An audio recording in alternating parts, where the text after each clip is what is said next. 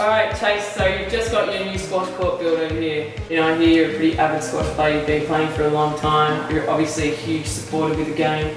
I read your bio again on what you've actually done, how you've contributed to the game, not just to the game, to the kids in inner city Philadelphia that, you know, have nothing. These kids literally come from, you know, families putting food, struggling to put food on the table, and you're providing facilities for them that are able to keep them healthy and getting on a squash court and playing.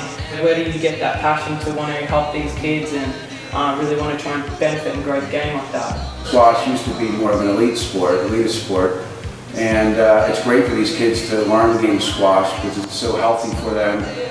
They can see their own progress, they can determine how good they're getting. It's not a team sport in which you have to rely on their teammates to pass the ball, for example, in soccer. So it's kind of an individual sport, although there's teams in colleges. But for these kids, some of them play in England in the summer. They get to go to private country clubs.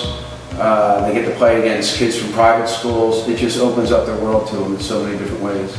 Tell me a little bit about like your upbringing. Like, how did you come about squash? Like, where did you come from? How did you kind of get to the position you are now? We joined a country club, Huntington Valley Country Club, and we joined there when I was 9, and I just used to go down to the country club and just practice myself all the time. And then when I got to be probably 12 or 13, I started playing in tournaments and got more serious about it and realized that the top 3 schools in the country at the time in colleges were Harvard, Yale, and Princeton. And I wanted to get in one of those schools, so I applied to Yale and Harvard and was accepted to Yale and went to Yale, and I think squash, had it not been for squash, I don't think I would have been accepted. But my guess is I would not have been accepted without squash. It helped me to get into Yale as well. And it's such a wonderful sport as far as you can play any time of the year and you burn up that much calories in such a short period of time. And you're 47 years old, you've been playing for quite a long time. How do you feel that squash has really benefited your life from a health aspect?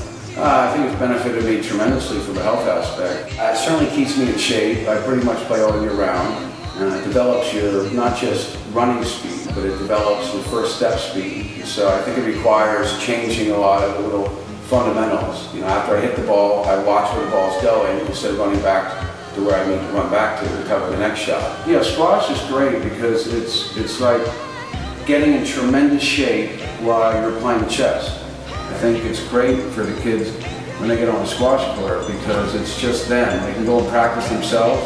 They can practice, or they can play with someone else. When they're playing with someone else, all they can control is what they're doing. Why have you decided to do this interview for me?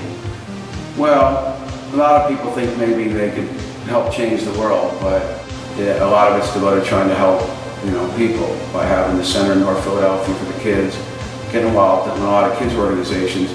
And the reason why I want to help embrace squash is because I've just seen how much benefit it's done for people overall. I mean, whether you're rich or poor, whatever your race or color or creed, it's people that play squash seem to be happier people. And if the whole world could be happier, or a percentage of it, then I'm benefiting towards that. And pursuing one's dreams is what makes people happy. And so my goal is just to facilitate that. Boom. That is Chase Lenfest, embracing the movement, and there's plenty more to come. Chase, you are the man. Right there, boy, right there.